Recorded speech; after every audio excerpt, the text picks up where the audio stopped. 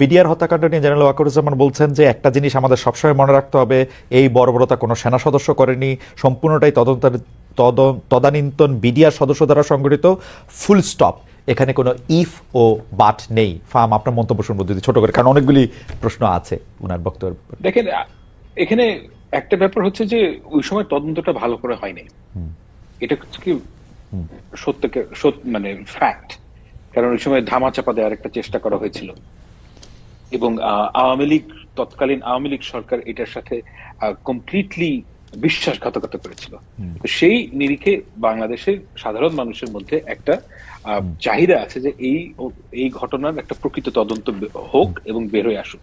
এবং আমি তার সাথে সেই যে আকাঙ্ক্ষা, সেই আকাঙ্ক্ষার সাথে সম্পূর্ণ একমত যে কারণ আপনাকে বুঝতে হবে যেখানে অনেকগুলো পরিবারের বিশাল ত্যাগ রয়েছে এবং তারা এগ্রিভড এবং তাদের যে বিচার পাওয়ার আকাঙ্ক্ষা, এটা খুব স্বাভাবিক এবং সেই বিচার পাওয়ার আকাঙ্ক্ষাটাকে আমাদের সম্মান করা উচিত। এবং সেই সম্মানের আঙ্গিকে আমি বলতে চাই যে এই বিচার পুনঃতদন্ত হওয়া উচিত, এতে কোনো সন্দেহ নাই।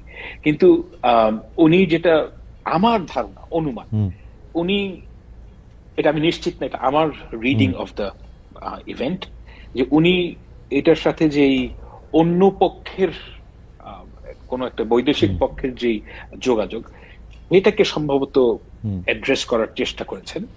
সেই জায়গাটায় উনি নাকচ করে দিয়েছেন বলে আমার অনুমান। আমি তার মন জানি না, তো সেটা যদি হয়ে থাকে সেটা ভিন্ন আলাপ। কিন্তু আমি সম্পূর্ণ, যারা শহীদ পরিবার তাদের সাথে সম্পূর্ণ একমত যে এই ঘটনার পুনঃ তদন্ত হওয়া উচিত।